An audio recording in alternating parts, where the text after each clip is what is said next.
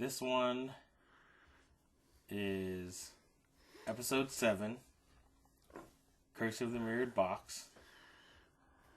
Don't have to wait for the German title on this one. It's kind of a funner name. I forgot what it was. Voodoo Zauber. Yeah, that's Voodoo Spell. This one, the English one is actually the one that's a little more fun. Yes. It's more. It's like you're waiting for that shoe to drop at that point. Yeah. Because it doesn't come in until late. Is it just a box that you open and it just does a Adjogon crowd? Yeah, that's what. I mean, there was. You got it, Marty. See, you know. I do have. He wrote it down. Second line down, I have Adjogon. Because the first thing that happens is noodles go into a pan. Lady's cooking some noodles. That's the opening shot. And then she hears some shit. And I said it sounds like an Adjogon ordering a Big Mac. Because it definitely sounds like an Adjogon through the drive-thru speaker. Either that or the Adjogon has the Bane mask. It's one of those two. Or it's the, what is it? It's the same sound effect. What is the Bigfoot movie? You know? Arr, arr. Oh, yeah. Yeah, exactly. Yeah. So, there's a little more Adjogan-y, though. Yeah, no. Add a bit of a joke into that and then you go. Yeah. Anyway, so this noodle cooker, her name is Celia. She's the one cooking the noodles here. She hears the shit upstairs, and she starts yelling for Annie. Like, trying to see if Annie's doing some shit. Annie, are you okay? Yeah. Are you okay? Are you okay? So, like, immediately the red flag goes up, because instead of turning on any of the lights, she's just gonna creep through this pitch black ass fucking house. Yeah. Screaming for Annie, to check on Annie. Oh yeah. All these lights and no, fucking electricity ain't cheap. So, she goes up to the room, and inside, like, first of all, doesn't look like Annie's there. However, Annie left the fog machine on in her room. Yep, just full blast. Yeah. Suburban Sasquatch. Yeah, there you go. So, Celia, like, kind of, disoriented at the amount of fog in there. Mm-hmm. And then the wall does the frightener move. Yeah. A face comes out of it. Yeah. And then she, Celia falls down the stairs. She's like, backs out, falls downstairs, outside the room. And then, who we assume and later confirm is Annie, then, like, pops over and says, "I can't protect you much longer, Mother." And then we cut to probably the next day, because it was night and now it's day. And Celia has called Hoff and Angie over, because she's like, "You guys are Ghostbusters now, I guess." Yeah. So, Hoff had rescued Annie as a lifeguard a while back. And it's another friends. Yeah, and so Angie's like, "So you keep in touch with the people you rescue?" He's like, "Yeah, sometimes, but it's convenient for the plot." No, as has been mentioned, it is one of Hoff's superpowers. Yeah, is he knows a bunch of people. Yeah, that's his thing. So, they go up to the room, and so fog machine's off. Mm-hmm. Presumably not to wreck the Alanis Morissette and Hootie and the Blowfish posters. Yeah, I know. Hanging up on the wall. No more frighteners nonsense. Nope. Hoff finds some blood on the windowsill, and then there's something else. And Angie finds it, and she's like, "Oh yeah, that's not." And first she's like looking through some jewelry. She's like looking through this. It's like there's some jewelry and some just assortment of like those stones, those like worry stones you can get at the stands. Mm-hmm. Like Tiger's Eye and Jade and shit over in there. Yeah. And then she walks over to the windowsill and looks at it, and she's like, "Oh, it's not human. It looks like, she grabbed something." And Hoff is like, "What did she get into?" And Angie's like, "Voodoo." And then we get the opening. This is a quick cold open for this show, only at like 5 minutes. Yeah. Doesn't she like find like a fetish or something? for one of those things. Yeah. That's what leads to the conclusion to voodoo. Well, if it's at the window, it probably is a fetish of some kind. Yeah, she's a voyeur, clearly. But no, a voodoo fetish. Yeah. And so, in addition to her voyeurism fetish, she discovers, I like looking at people or something. Also, she's doing voodoo. Angie discovers these two things in that moment. Yeah. That's what she figures out. So... You could set up a telescope here. When you think about it, looking at stuff through a microscope is basically voyeurism. Right? Oh, yeah. We have Divide, you dirty cells. Or whatever. I don't know. Oh, yeah, go slower, amoeba. You envelop that one. Look at this fungus grow through this petri dish. Oh, yeah. Spread your tendrils. Yeah. Unleash your spores. Mycelium. Anyway. So, I can't remember if it was the first line after coming back from the opening, but it was a fun line with blood, voodoo, my God. Yeah. It was very House of the Dead. Yeah. So, evidently, Annie's not been coming home until, like, super late, and Celia says she smells of death when she does. Yeah. So, Hoff and Angie are gonna go check things out.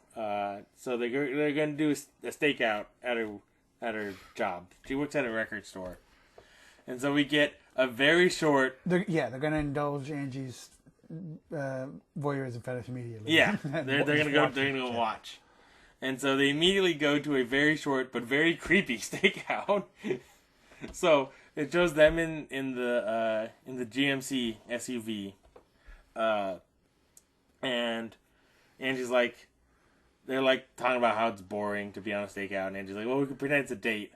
And then Hoff's like, well, which date? Because if it's the fifth date, there's things you can do that you wouldn't necessarily do on the first date. And then Angie's like, first date.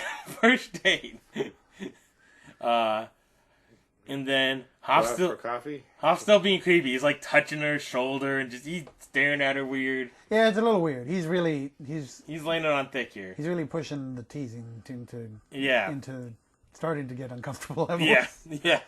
And then I was on board with what date is it? Yeah. Angie? Yeah. And then it was like yeah. A little bit past that, it was like, oh, okay. Yeah. You're getting weird. Yeah. Once you move to the heavy petting stage. Yeah. Trying to steal third there on a bunt. Yeah. That's like second, third date at best. So Annie comes out, and she gets on her Vespa, and then I wrote down these times because they're not super long, but it's something. It's a 50-second montage of just the vehicles driving. Almost an entire minute. And then when the vehicles stop, Annie gets out, opens a fence, walks through the fence. Then the truck pulls up. Hoff and Angie get out. They walk through the fence. And then you get another 55 seconds of them just walking. I remember there was a best of the worst where they had like a movie that had a montage of just cars just driving for like a good solid, and just one of the people just went, "Can't we just know they got there?" Yeah, it's like Jesus Christ, because they cut like 3 times. They go truck, ooh, and they go moped, ooh, and then they go truck down the same. Ooh. Yeah. It's like we know they're following them. They really want you to know that they're following this girl. Yeah. So it's 2 minutes. How old is she supposed to be about? Like she's like. They didn't really give an age. I figured she was like early 20s at most. Yeah. Yeah. Okay. Yeah. I wasn't sure if she was like literally high school. Cause they didn't really say. Yeah. Okay. So yeah, and then we get to the point where now Angie and Hoff like get to a place where they're like, we don't know where she went. And then Hoff hears some sound coming from underground, and there's a manhole cover there. So he puts his ear down. opens it up, and they climb down, and then the thing you're supposed to do. yeah. So it's definitely not music that you would hear at a rave, but Angie immediately goes, "This must be one of those rave clubs." I think that's just Angie's a dork line, because she is a bit of a dork. And then they creep forward a bit, and they get to like the voodoo chamber of this tunnel, and Angie's like, "It's a voodoo ritual." Hoff's like, I know. And then, like, as he's looking, Annie's on the ground. And then there's, like, some dudes around her. They're doing the shitty slow motion jerky camera for this because it's spooky time. And there's some dudes that have, like, machetes. But they're not, like, brandishing them, like, menacingly or anything. They just sort of have them. They just have them and they're tapping the ground around her, but not even really close to her. Just, like, at her, like a foot from her shoulders. Yeah, it's like the worst version of the knife. Knife hand game. Yeah, it's playing the knife game thing with like the guy from Operation. Yeah, it's just on a real macro scale because the machetes and also it's a whole body. So yeah, but they're not moving back and forth. They're just tapping in a single place. Yeah, but there's multiple of them. So it's like they're moving. Yeah. Yeah, it's real weird. Yeah, and so Hoff immediately goes to just ass-kicking mode and just runs up and just kicks one dude in the chest. Yeah, there's a bunch of people dancing and stuff. Yeah, right. Yeah, it's just a bunch of people like dancing around and also irresponsible machete use. Yeah, so he kicks one dude and then he like grabs the machete of another guy. Maybe he's supposed to break his arm and then throw him over his shoulder because he does like the hood and there's like a little crunch. That's sort of what I figured. And then throws him over, and then a bunch of dudes kind of just overwhelm him. And then we get the Diet Dr. Facilier. yeah, this jerk. Yeah, his name is Papa Doc. And Papa John's. No, it's Papa Doc, the bad guy from 8 Mile. It's Pop and Lock. No, he's a breakdance crew. Anyway, so he's got the one eye with the white contact lens in, not the full blind one, but the one with still see the pupil in there. Mm-hmm. And his accent is wonkier than his eye. It's a real lazy accent. Yeah. It's a bit all over the place. Yeah. It's like sometimes he remembers it's supposed to be New Orleans, and sometimes it's like a little like light Scottish. Yeah.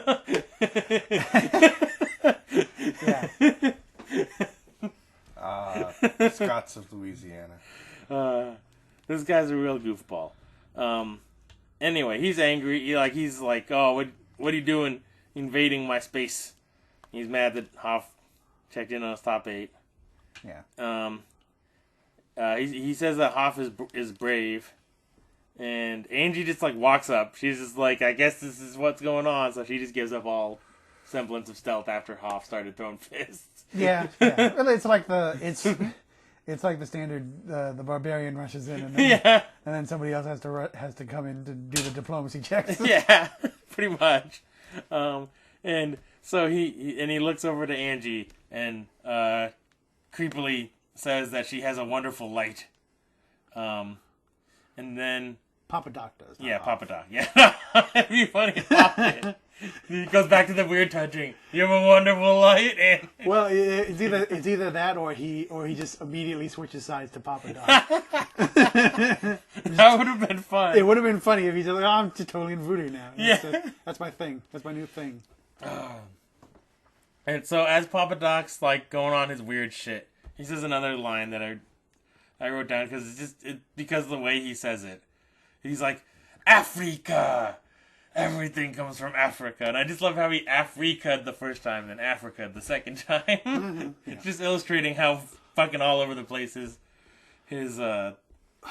fucking accent is. Well, I seem to remember like later in the episode where he's just at his day job. Yeah, no, I fucking love that part. You're getting way too ahead of yourself. You're way too fucking. Well, I was just talking about his accent in that series in that scene where he doesn't really have an accent. It's a little one. But that's when he's in fucking. That's just when he's working in a warehouse, not doing voodoo rituals. Dude. Well, no, he doesn't have it, and then he turns around and then he turns it back on again. And it was basically, but anyway. So they talk. They talk for a minute. And they get Annie to go outside, to go out in the next room of their voodoo tunnels and talk for a minute. And Hoff and Angie are like, look, come on, it's time to go home. This fucking shit's weird. And she's like, you don't understand me, and blah, blah, blah. And then just runs over back into the voodoo tunnels. And then she goes up to Papa Doc and grabs his shoulder to she's apologizing, and he's facing the wall, because the first time they saw him he's facing the wall while this weird ritual is going on. Now he's facing the wall again. He doing that wall. He's doing the Blair Witch thing, and so she goes up and apologizes and touches him on the shoulder, and he turns around and does a weird hiss thing to her, which was just weird in general. Yeah. So Angie and Hoff go to Celia, and they're like, ooh, we tried very little and none of it worked. She's lost to the voodoo now. And so then, this is when I started getting judgmental already. I warmed up to the episode. It took you this long? I warmed up to the episode, but at this point, it's they showed they show Papa Doc doing his voodoo shit. And it's doing the shaky, shitty camera, and I'm like, it goes on for a little while, and it's not interesting, is what I wrote down. No, that is accurate. It is not interesting at all. It's just a bunch of gobbledygook. Yeah. So next we cut to Hoff at the beach, doing his day job. Yep. A lot of day jobs in this one. Yep, that's what this episode's really about. There's at least 3 day jobs engaged in this episode. So he's walking on the beach. He's looking kind of spacey. And then Donna pulls up in the passenger side of one of the Baywatch trucks. And she's asking if he's alright, because, Hoff's looking weird. And she's Hoff's nah, I'm fine. And so they drive away. And for a second I was like, okay, is this all we're getting of Donna? We get a little bit more later, but not much. So Hoff goes up to the lifeguard stand, and he starts opening all the shutters and unlocking it. And the whole time he sounds like a grandpa getting off of a couch. He's like, ugh, ugh.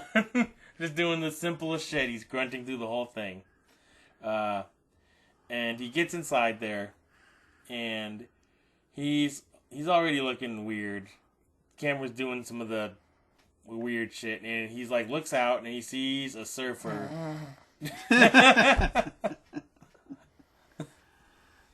He sees a surfer just completely eat shit on a wave. And then the tower, all the shutters over the windows is closed again. And then we cut to cutting back and forth with Papa Doc doing some shit with a voodoo doll. And Hoff looking not good. Yeah. And then he stumbles out of the lifeguard stand. And this is looks like Hoff is totally having a heart attack here. Yeah, it really does.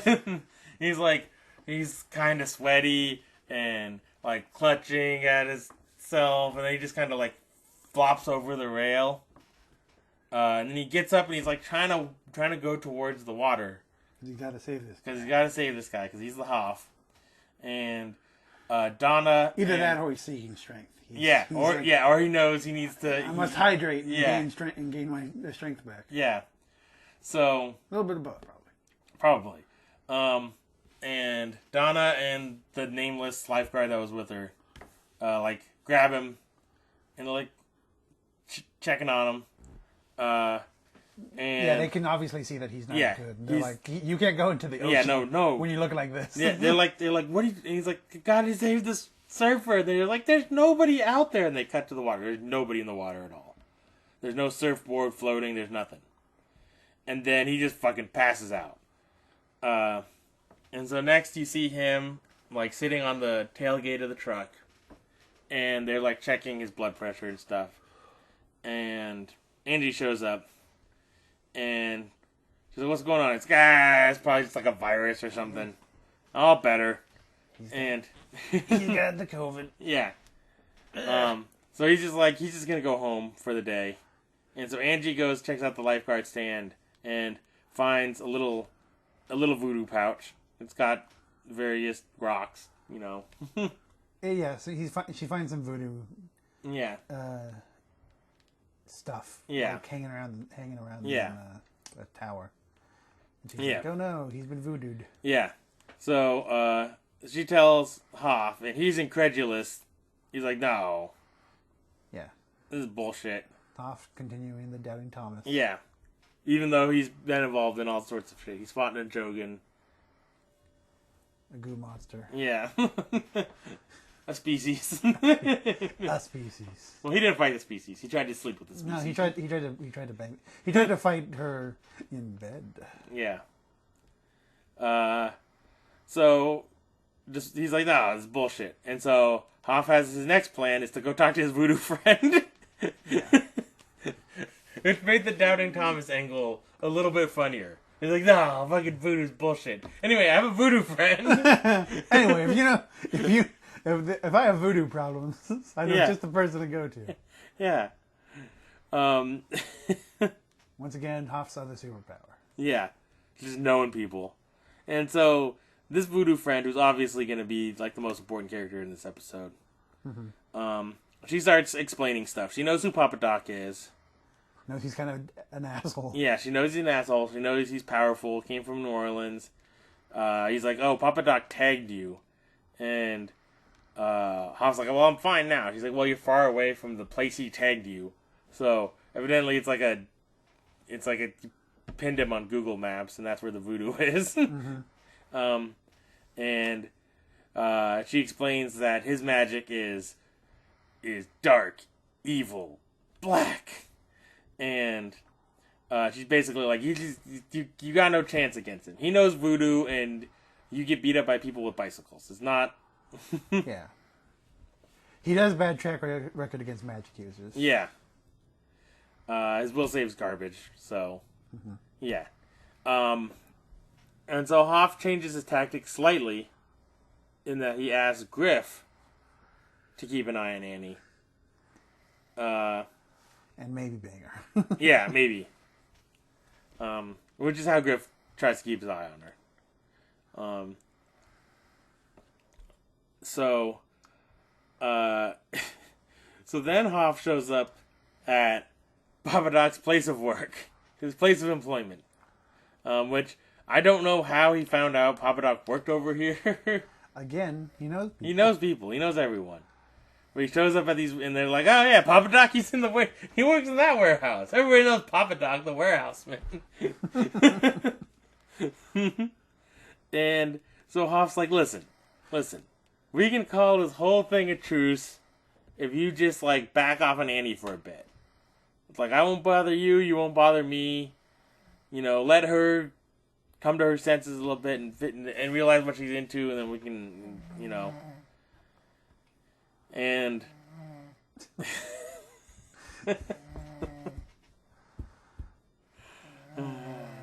so this is the sort of thing you should edit out, future Marty.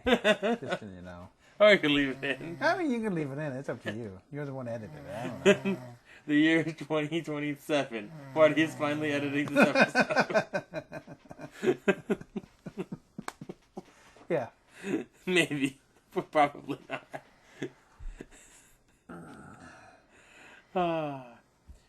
Anyway. So yeah, Papa Doc's just fucking moving boxes in some warehouse like a schmuck. Yeah, it's real funny. It is. The juxtaposition. Yeah. And like I mentioned before, he's talking to other people, like his coworkers, and he doesn't really seem to have an accent in the couple of lines that I think he says, and then he turns around and he goes full on. Yeah. New Orleans on these guys. Yeah. On off, I should say. Well, yeah, because, you can't just be an asshole moving boxes in a fucking blue plaid shirt. Yeah. And be... Talking in your voodoo accent. And be voodoo guy. Yeah. Yeah. So Hoff tries to negotiate this truce. Papa Doc's not having it. Like, not at all. No. And then Papa Doc starts doing some light pyrokinesis. Either that or illusions. Yeah. Where, like, just fire just kind of sort of appears around Hoff. Well, it's just like a crate just bursts into flames kind of near Hoff. Yeah. And then it rains knives. Yeah. That's a fun trick. It's a good trick. Yeah. Better than spinning. Yeah, it is. Hoff doesn't think it's better than spinning. No, he's not impressed. No, he said he's seen David Copperfield in Vegas. And Papa Doc is no David Copperfield. And so then Papa Doc tells him, he's like, next time you see a dog. Or he goes, what if I told you next time you see a dog will bite you? And he's like, maybe it's because of my power. Maybe it's because you have fear. And the dog senses that. And then he does a little laugh. And Hoff's like, alright, this shit's not going anywhere. He walks away. Outside, there's a dog. German Shepherd. Yep, the German Shepherd immediately pissed. This German Shepherd is treating Hoff like it's a police dog, and Hoff is doing a civil rights march in the 60s. It is that energy. It's snarling and ready to go.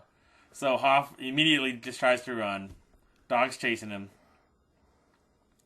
Hoff runs back to the truck, jumps into the driver's seat. Annie's there. She's looking at him like, what are you being weird about? Then the dog runs up and jumping at the window and snapping. And they both do the little startled jump. And then this part is not this next part. It's this part right after. And then Papa Doc, he's in the back seat and he grabs Hoff around the neck. And he's like, now, maybe you know who you're dealing with. And I was like, okay, right, Papa Doc's being spooky now. But then the next part made me laugh so hard. So Papa Doc gives him the scare, and then he just opens the back door and just fucking runs out the back door. Yeah, he just leaves. Asshole. It's definitely He like... just leaves like a normal guy. Yeah. It's like the energy of like when a ninja or like Batman does like the smoke bomb thing, and then he's just over in the corner. Yeah. Andy's spooked out because she don't know where Papa Doc came from. She's like, no one was in the back seat. And then Hoff. I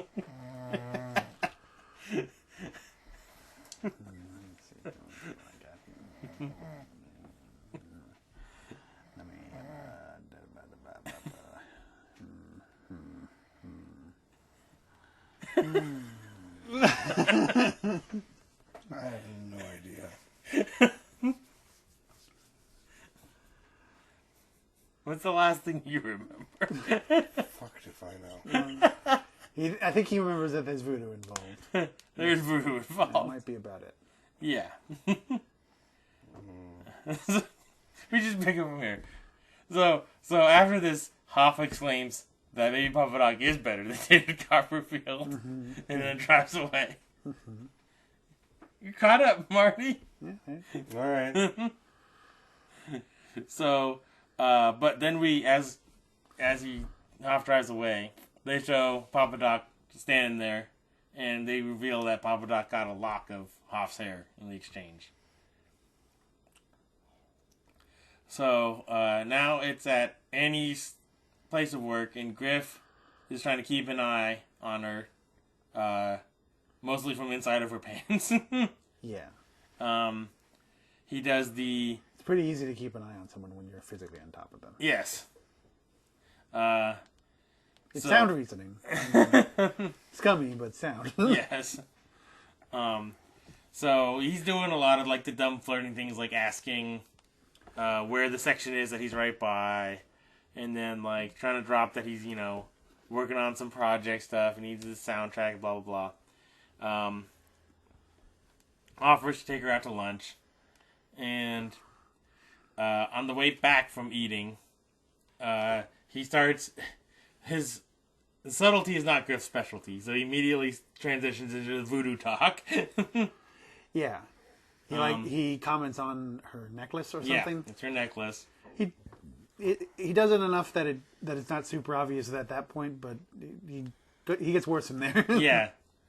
and basically tries to talk her out of voodoo. But she explains that she got into it after her dad died, and her mom was like dating dudes again, and she started in with voodoo, and then after a while, voodoo made sense.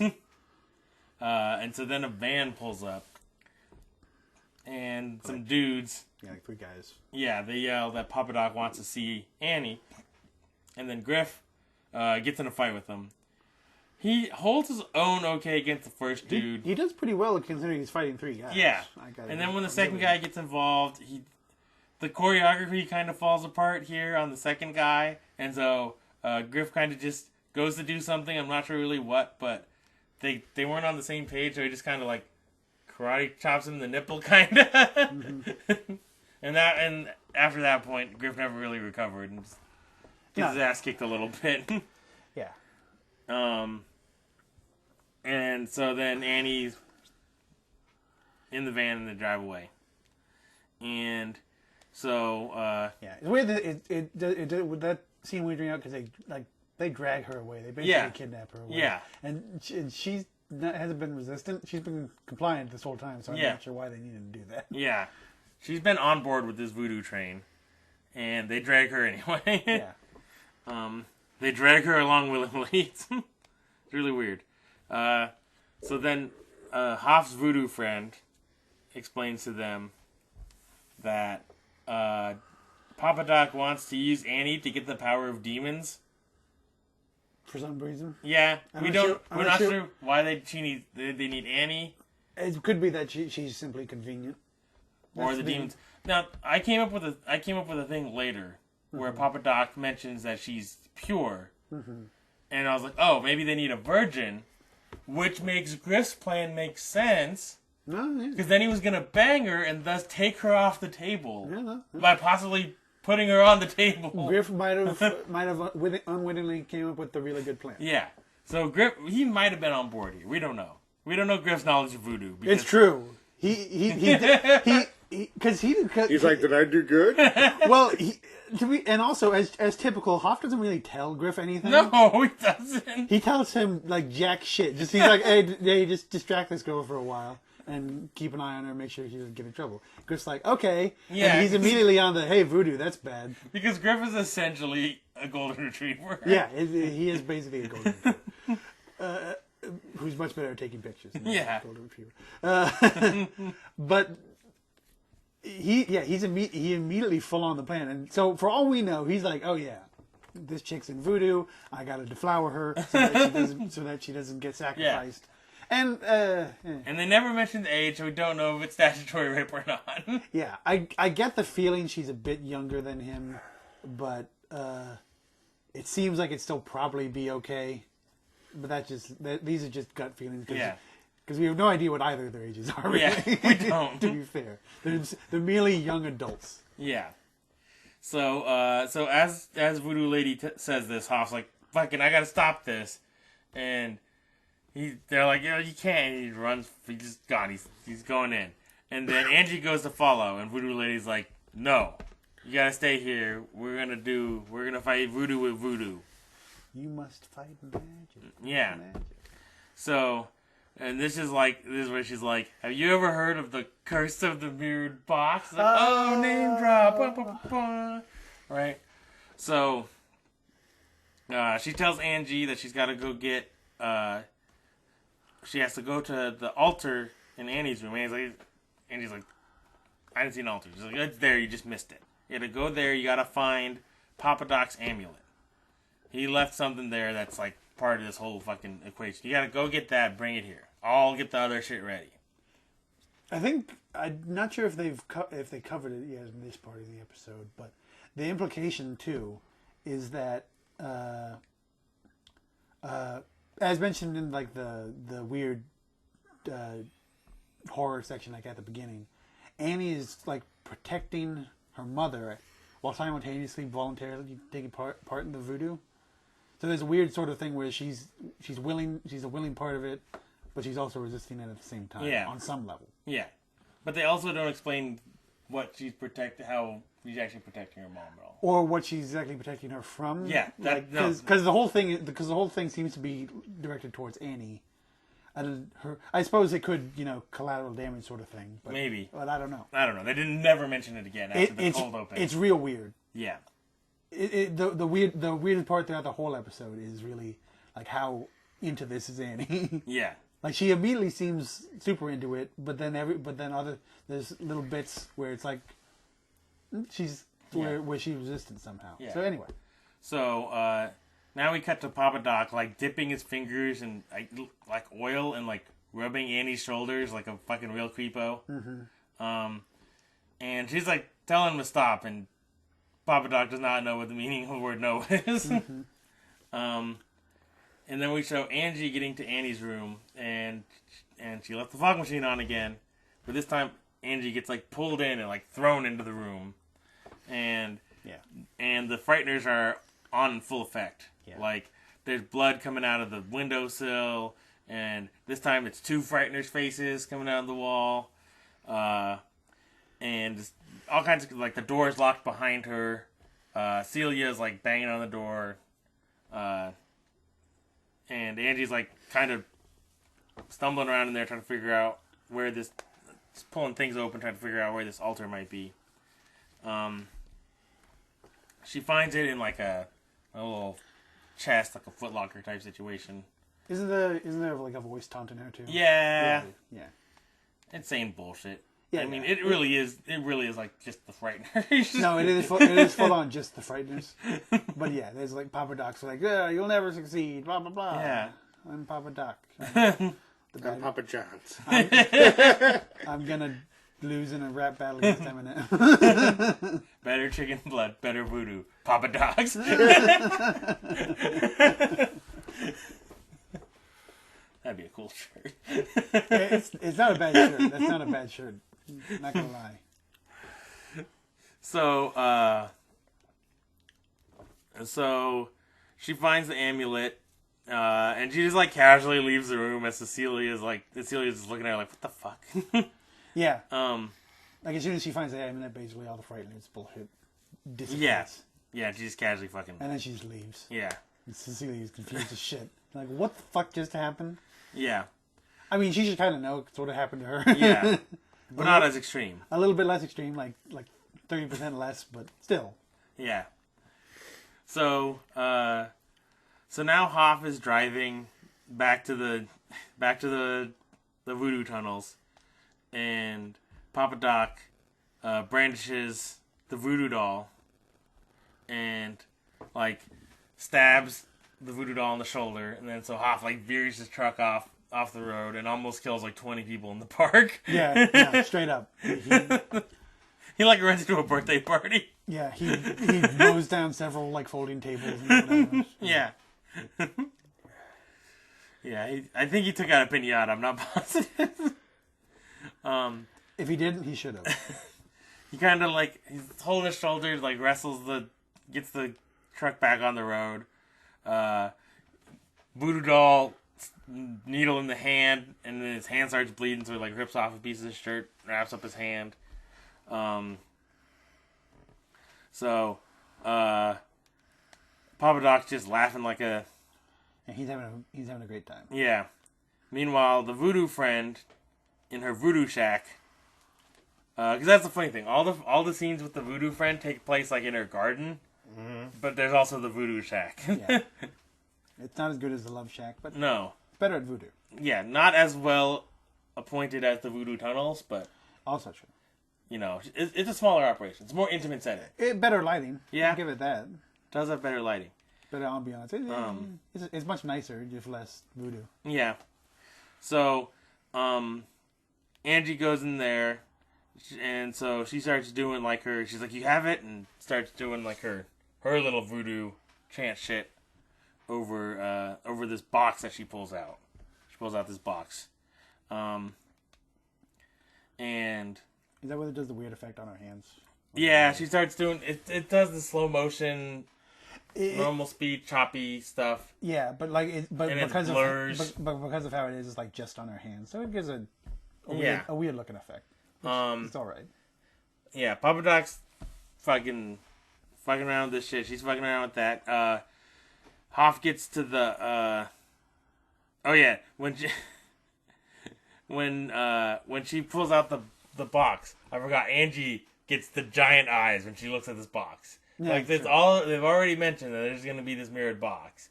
But Angie sees this mirrored box and like there's no mirrors on the outside. There's probably some on the inside. It's all on the inside. Yeah. But like once the voodoo lady starts working her box, Angie can't do anything but watch. We've established that she's a voyeur in this episode. Oh yeah.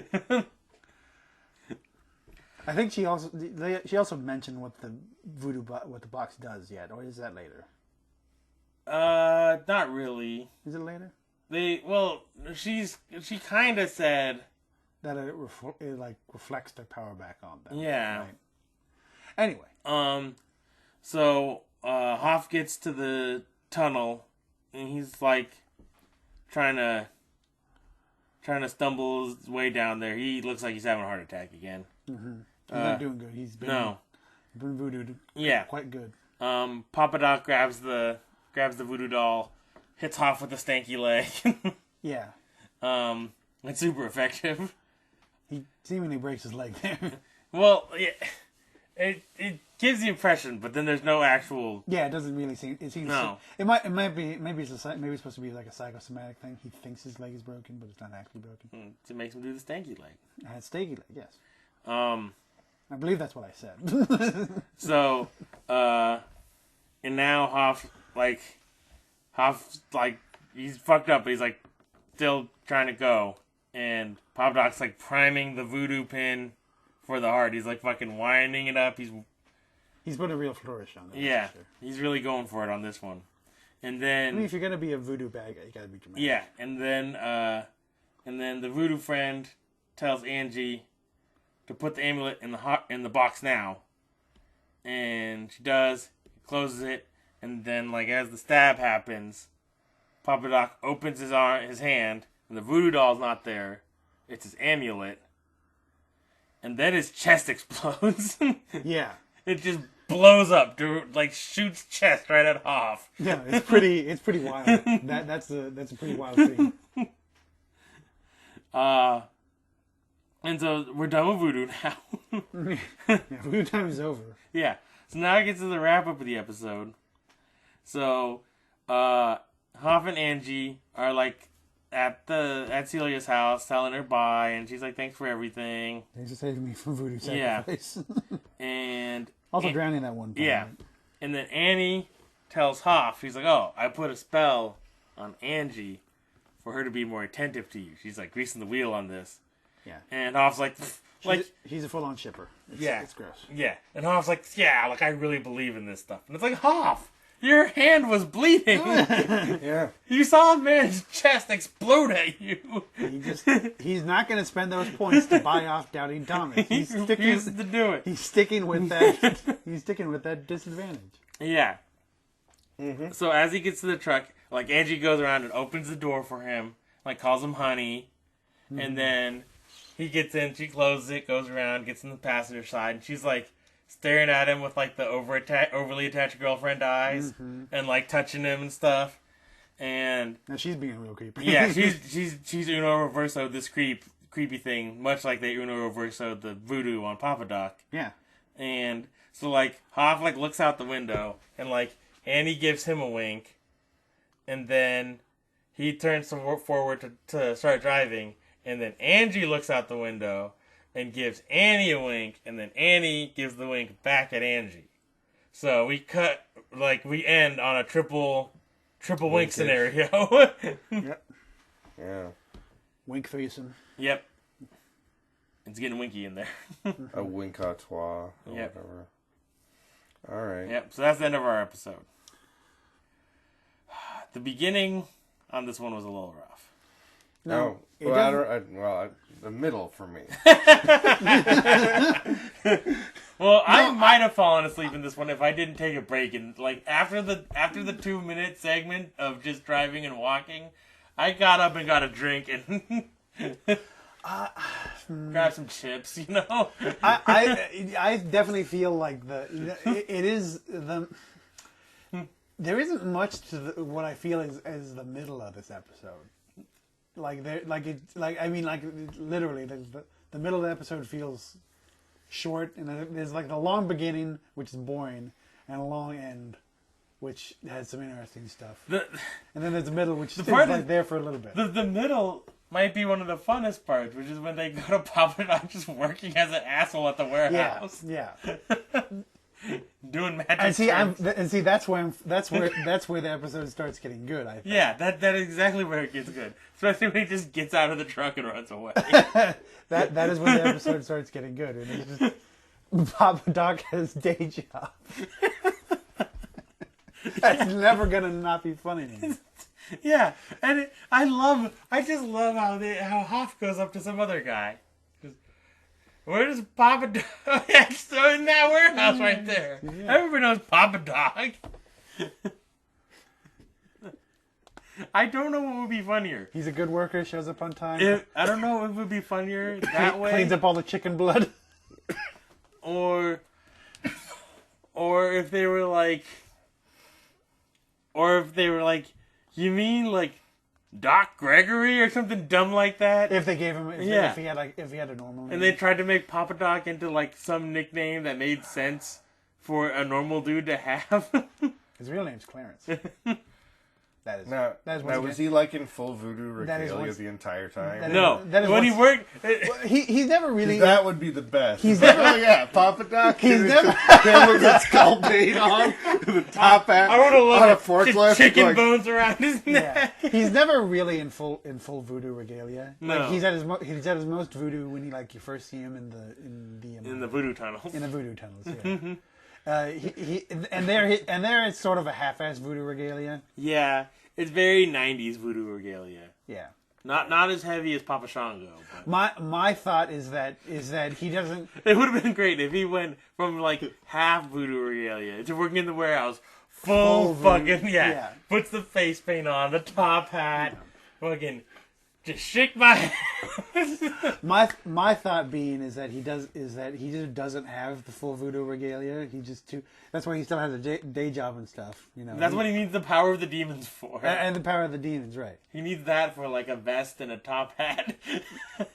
And a trench coat. An assortment of bone jewelry. Yeah. Bracelets and necklaces and what have you. Instead, he's an asshole. No, he's just kind of an asshole, really. It seems to be his whole motivation is to be an asshole. His exact angle and it seems like they could never figure out exactly what they wanted out of him for his motivation. His motivation seemed to be mostly to do voodoo. Yeah. And, load his trucks on time or whatever he does at the warehouse. Yeah, I don't know. He was just stacking boxes. He was just stacking boxes. This is true.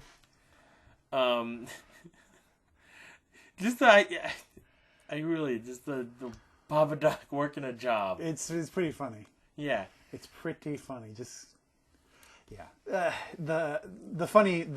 weird. I'm not sure if it's even a B plot really with the date with Griff and Annie is kind of funny too, just inherently. Yeah. There's the weird bit about he's technically been put up to this. It is great how he gets his ass kicked and then just never shows up again. Yeah. He could be dead on the street.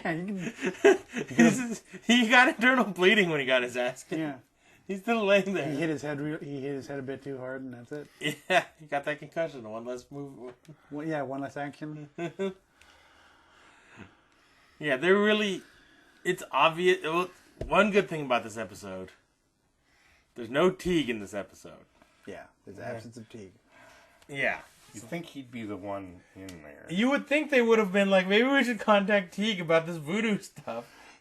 Yeah, it would have actually been a good thing to tie that together a little bit. If it would help a lot on Papa Doc's motivation aspect of it, because maybe Teague knows what that is. Yeah, and Teague could actually. And Teague's speak like, to oh it. no, you actually have to stop this guy because he's going to summon demons or whatever. Yeah. Now, granted, I do like the voodoo lady much more than Teague. Yeah, she's a funner character. She's actually helpful. Yeah, she's actually like... Yeah. Like, the only version of Teague that's been good has been Dream Teague. Concussion Teague. Like in that previous episode, like Teague was actually helpful. He's like, don't go in the cabin, and they went in the cabin anyway. Maybe does Teague come back, or is he going to be supplanted by Voodoo Lady? He's coming back. I'm sure he's coming back.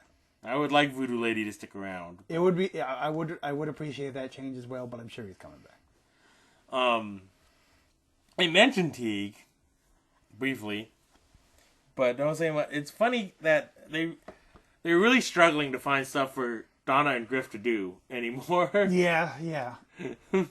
Griff's a bit easier to do because it's just if there's a thing that something needs to if there's busy work that needs to be done, Hoff just throws Griff at it. Yeah, and it sort of works. If what is it? If it's helpful to the plot for Griff not to go somewhere, he will go there. Hoff will tell him not to go there, and then he will go there. Yeah. Some of the Frightener stuff was kind of fun. Yeah, no, there's nothing wrong with all that jazz.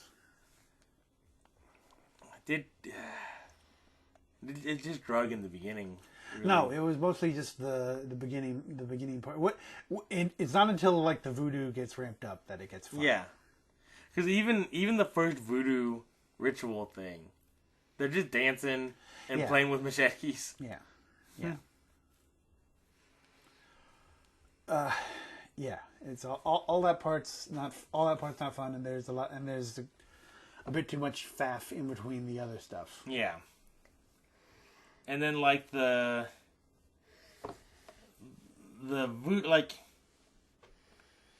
first voodoo doll thing at the beach in the tower isn't terrible. No, I think it's fine, but at that point it feels like I want it to be further along in the progression, but at the same time you want that for the progression of the voodoo. Yeah. Action. Well, see, it would have made sense. Because it starts out small like that. Because that's pretty small, just a weird hallucination thing. Yeah. And then it gives the stakes of when he gets the hair is a big deal. Yeah, it does that too. So it serves a purpose, but you want it sooner in the episode. But I'm not sure how to put it sooner in an episode. Well, you take out the 2-minute segment of just driving and walking for one. Maybe that's all you have to do. That could be it. That could be all you have to do. Is turn that 2-minute section down to like 20 seconds. Unlike most episodes where there's a human bad guy, because in season 2 there really hasn't been human bad guys.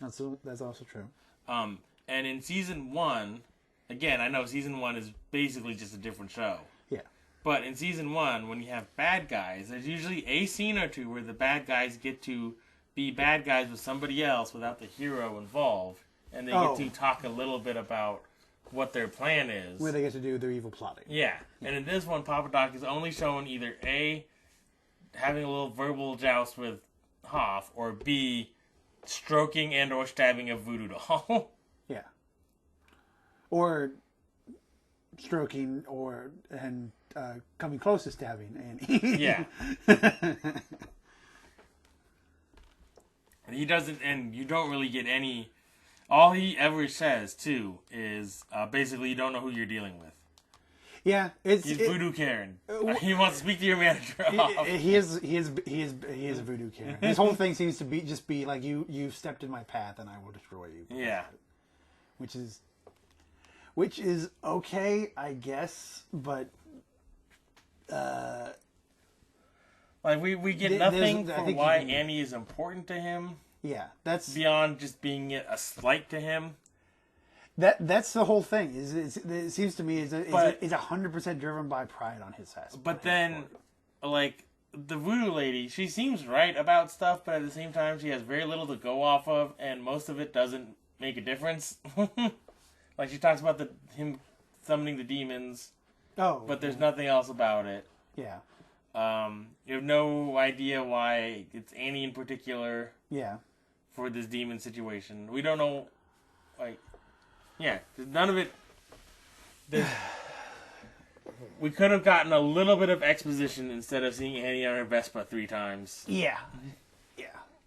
At one point, they do a big wide shot of a warehouse building, and Annie's walking her Vespa across it like it's a fucking Wes Anderson shot. Yeah. They only let her get halfway across. I thought they were going to have her go all the way across. They only let her get halfway across. And I was like, oh my god.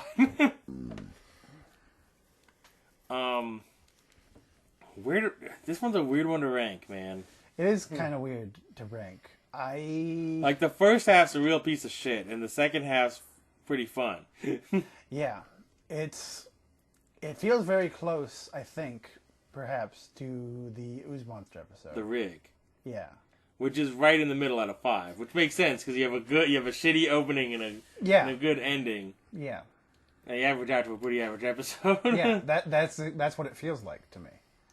It's somewhere around there. I'm just not sure where. Yeah, I think this might have more fun part but at the same time, there's no part of the Rig that is as slow.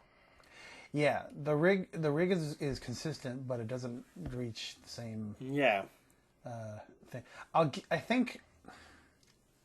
I think I'll give this a slight advantage over that, just because the Ooze Monster and the Rig is really lame. Yeah. As Ooze Monsters go. And we never saw the Ooze Monster at a steak job. Yeah. Just the humor of that is worth something. And also the bit where Papa Doc's chest explodes. That's pretty cool. Yeah. It's fun that they don't tip their hand, that they have a voodoo agent on their side. Yeah. So he doesn't know. I like that plot element. It is good because as I said before, I think Papa Doc's whole thing throughout the whole episode is just he's 100% driven by pride. Yeah. And so him getting the tables turned on him at the last possible moment. Yeah. By people he underestimates is pretty fun. Yeah.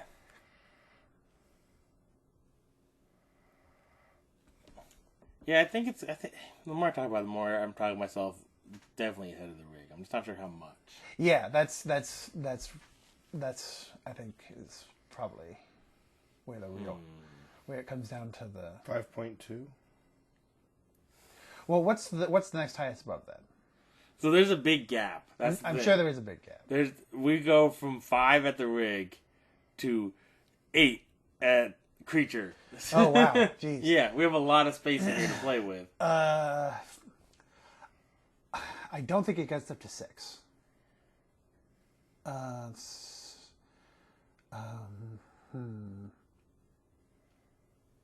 Do you think it gets up to 5.5? I'm not sure.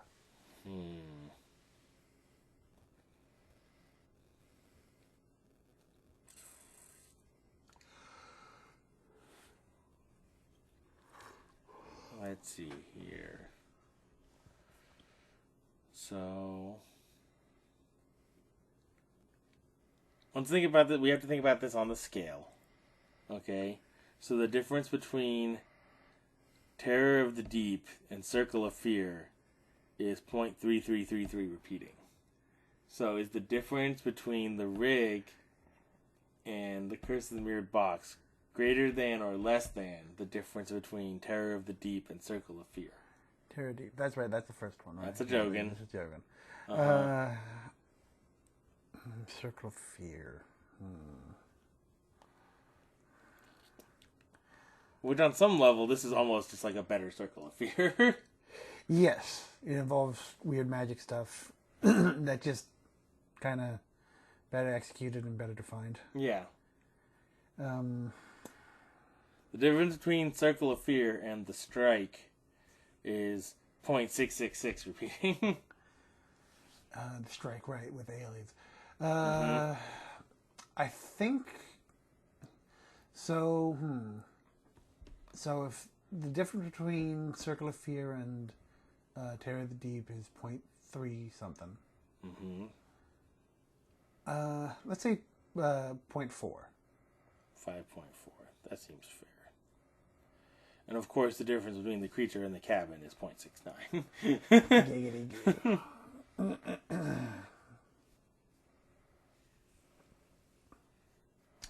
Nice. Alright. Nope, I misspelled that. There we go. So, now I have to look at what the next episode is, which I forgot to write down. So, vampity vamp. So, the next episode is Last Breath. Last breath. I'm going to be real upset if that's vampires. That doesn't sound like vampires at all.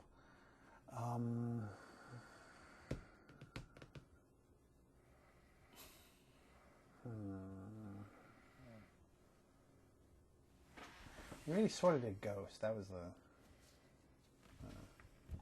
cabin. Those were time ghosts. Time Ghost, but still Ghost.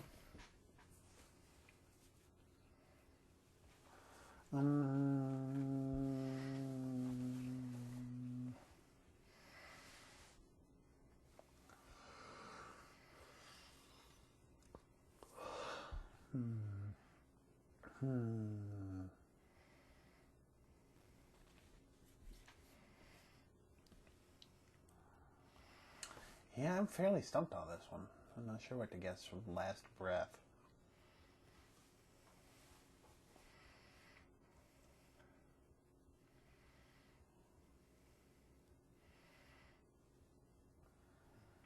The last of the Adjogon sound effects. So yeah, since I can't think of anything, I'm just gonna do my joke answer as my serious answer and vampires. We're gonna bottle Adjogon sound effects. I mean, you're too late on that one. They're selling them. Oh, they're gonna sell them now. Okay. Just Jogan oil salesman. No. Yeah. They're gonna have little Adjogan jars. You're gonna sell them like Girl Scout cookies. So, this one is Hoff investigates the disappearances of 2 Baywatch lifeguards who heard cries of drowning. Okay. This might be the most Baywatch. And the most Baywatch nights. Mm-hmm. Yeah, I figured it would have to do with. I thought it might have to do with drowning, but I wasn't sure where to go with that. Yeah, because I mean, there's a lot of stuff that's.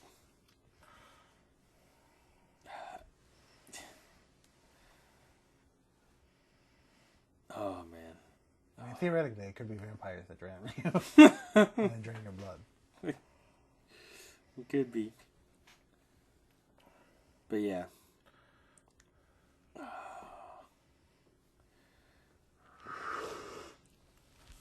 We're almost at the halfway point of season 2, man. Oh, yeah.